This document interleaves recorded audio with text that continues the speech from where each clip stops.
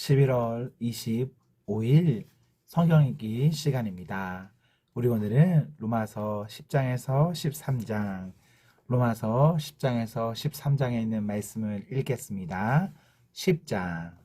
형제 자매 여러분, 내 마음의 간절한 소원과 내 동족을 위하여 하나님께 드리는 내 기도의 내용은 그들이 구원을 얻는 일입니다. 나는 증언합니다. 그들은 하나님을 섬기는 데 열성이 있습니다. 그러나 그 열성은 올바른 지식에서 생긴 것이 아닙니다.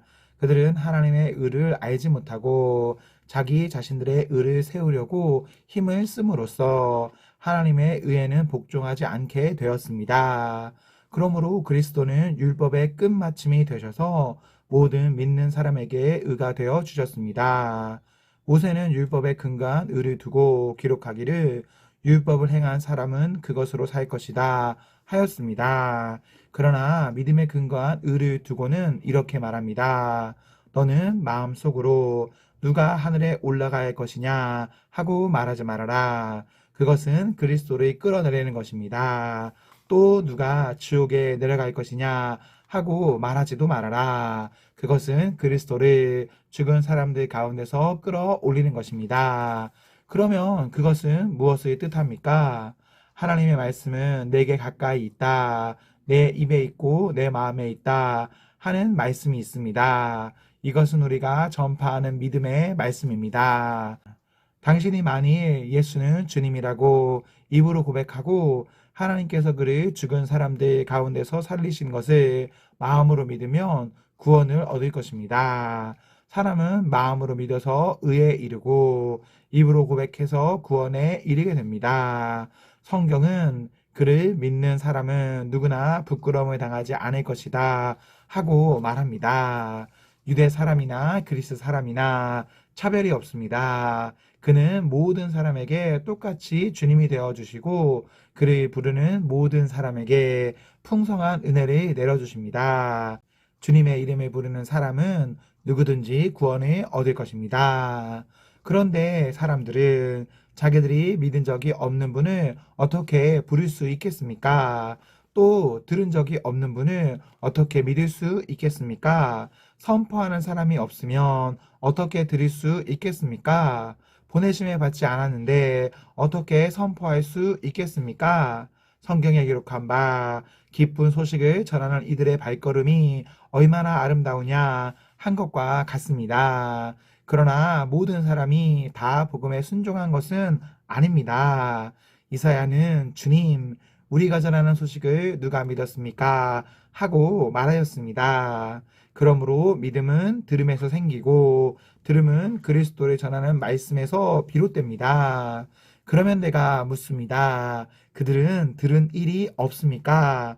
물론 그렇지 않습니다. 성경 말씀에 그들의 목소리가 온 땅에 퍼지고 그들의 말이 땅 끝까지 퍼졌다 하였습니다.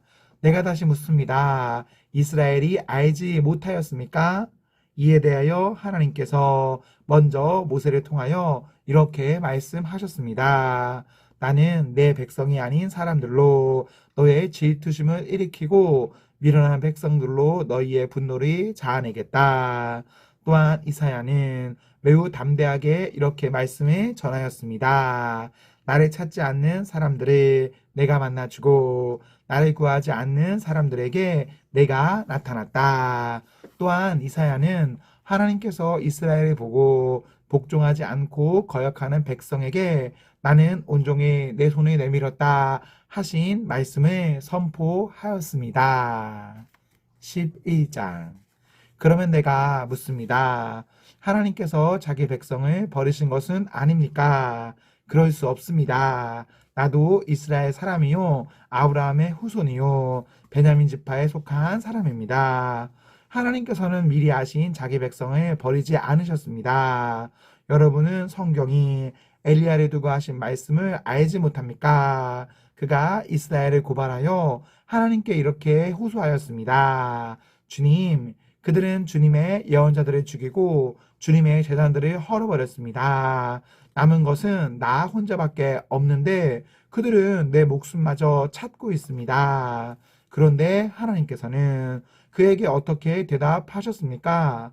내가 바알에게 무릎을 꿇지 않는 사람 7,000명을 내 앞에 남겨두었다 하셨습니다. 이와 같이 지금 이 시기에도 은혜로 택하심을 입은 사람들이 남아 있습니다. 은혜로 된 것이면 행위에 근거한 것이 아닙니다. 그렇지 않으면 그 은혜는 이미 은혜가 아닙니다. 그러면 무슨 결과가 생겼습니까? 이스라엘 백성은 찾던 것을 얻지 못하였지만 택하심을 받은 사람들은 그것을 얻었습니다. 그리고 그 나머지 사람들은 완고해졌습니다. 성경에 이렇게 기록한 바와 같습니다. 하나님께서 그들에게는 혼미한 영을 주셨으니 오늘까지 그들은 눈이 있어도 보지 못하고 귀가 있어도 듣지 못한다. 다윗도 다음과 같이 말하였습니다. 그들의 밥상이 그들에게 오이무가 되고 덫이 되게 하여 주십시오. 그들이 걸려 넘어지고 보복을 받게 하여 주십시오. 그들의 눈이 어두워져서 보지 못하게 되도록 하여 주십시오. 그들의 등이 언제나 굽어 있게 하여 주십시오. 그러면 내가 묻습니다. 이스라엘이 걸려 넘어져서 완전히 쓰러져 망할끔 되었습니까? 그럴 수 없습니다. 그들의 허물 때문에 구원이 이방 사람에게 이르렀는데 이것은 이스라엘에게 질투하는 마음이 일어나게 하려는 것입니다. 이스라엘의 허물이 세상의 부유함이 되고 이스라엘의 실패가 이방 사람의 부유함이 되었다면 이스라엘 전체가 바로 설 때에는 그 복이 얼마나 더 엄청나겠습니까? 이제 나는 이방 사람인 여러분에게 말합니다. 내가 이방 사람에게 보내심을 받은 사도이니만큼 나는 내 직분을 영광스럽게 생각합니다. 나는 아무쪼록 내 동족에게 질투심을 일으켜서 그 가운데서 몇 사람만이라도 구원하고 싶습니다. 하나님께서 그들의 버리심이 세상과의 화해를 이루는 것이라면 그들을 받아들이심은 죽은 사람들 가운데서 살아나는 삶을 주심이 아니고 무엇이겠습니까?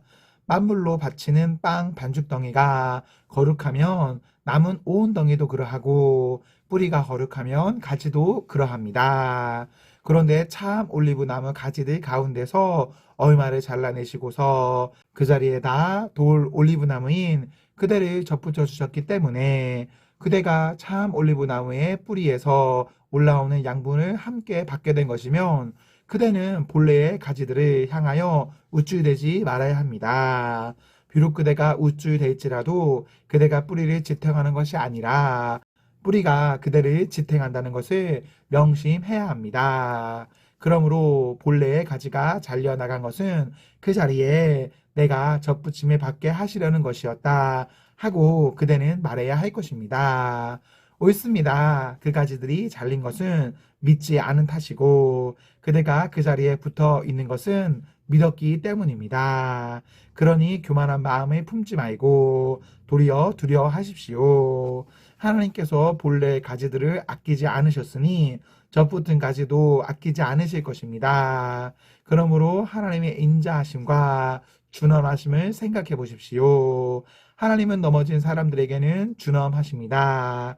그러나 그대가 하나님의 인자하심에 머물러 있으면 하나님이 그대에게 인자하게 대하실 것입니다.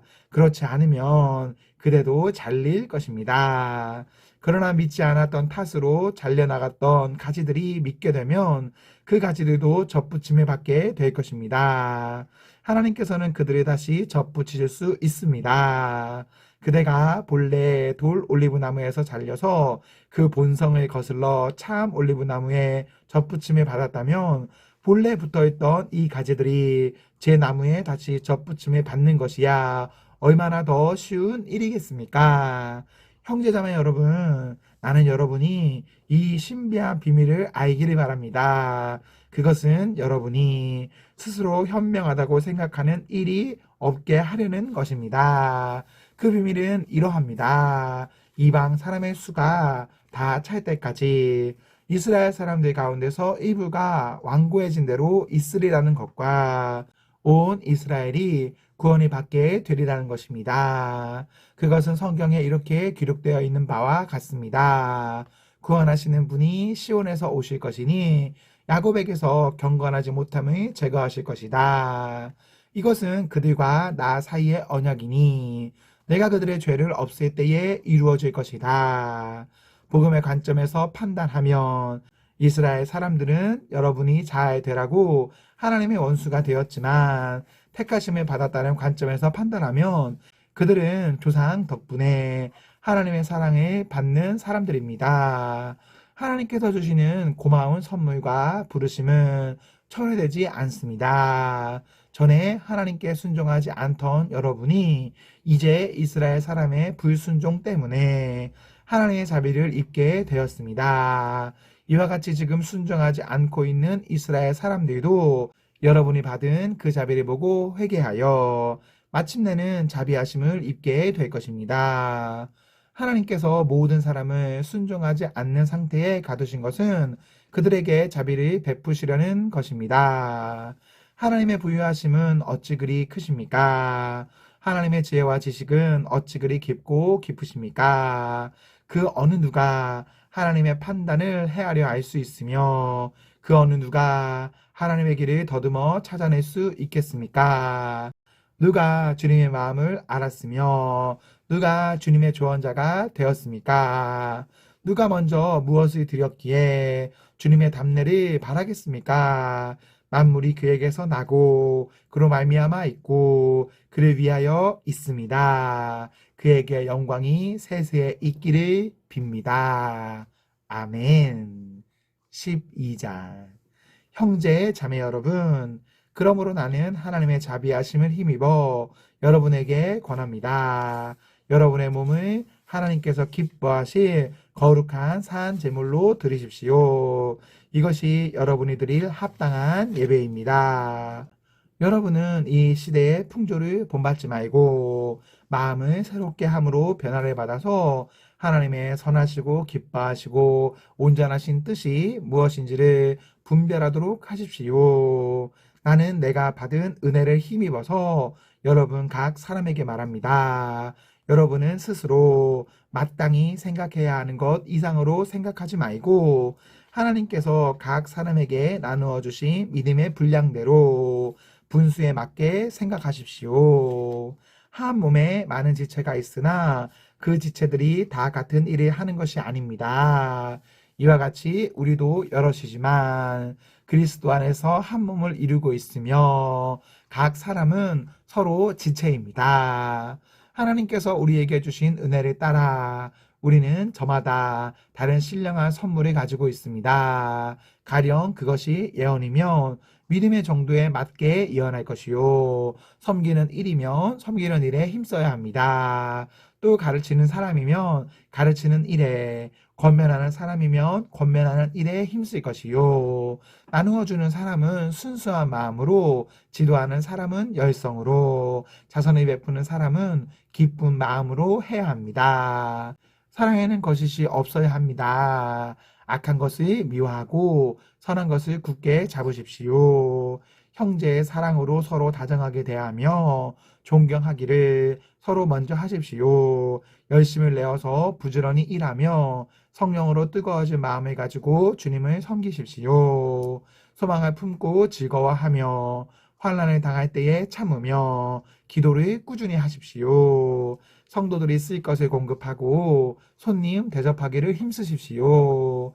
여러분이 박해하는 사람들을 축복하고 축복을 하고 저주를 하지 마십시오. 기뻐하는 사람들과 함께 기뻐하고 우는 사람들과 함께 우십시오. 서로 한 마음이 되고 교만한 마음을 품지 말고 비천한 사람들과 함께 사귀고 스스로 지혜가 있는 채 하지 마십시오. 아무에게도 악을 악으로 갚지 말고 모든 사람이 선하다고 생각하는 일을 하려고 애쓰십시오. 여러분 쪽에서 할 수 있는 대로 모든 사람과 더불어 화평하게 지내십시오.